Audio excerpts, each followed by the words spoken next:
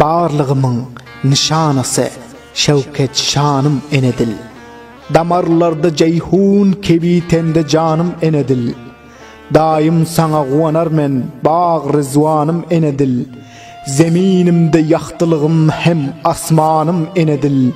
Geçmişimdir, geleceğimdir, her zamanım enedil.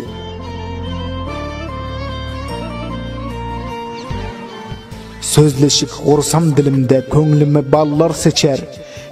Eğer sen kalsan ize bu günüm nedip geçer. Ey doğallar öz dilim baldır mana hem de şeker. Sözle Türkmen öz dilinde bolmasa adın öçer.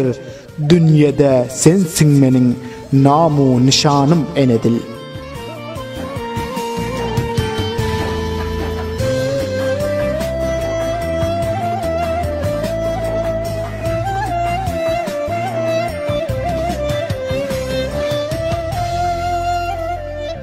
Sen eğer tapsan muravvaç bu başım göğe deger. Sen eğer tapsan muravvaç bu başım göğe deger. Almasım sen, gevherim sen, hem başımda tacüser. Öz dilin her kim unutsa haru zardır ol beşer. Köp umidim öz dilimde bitsem yazsam eser. Fikru oyum demenin ruhu ravanım enedil.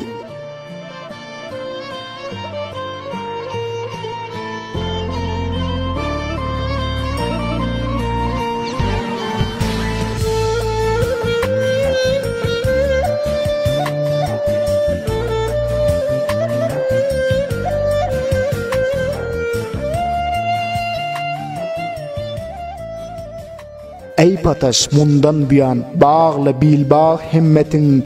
Öz dilini saklamaklık borcudur her milletin. Dil eğer tapsaravaç artar izzet hurmatın.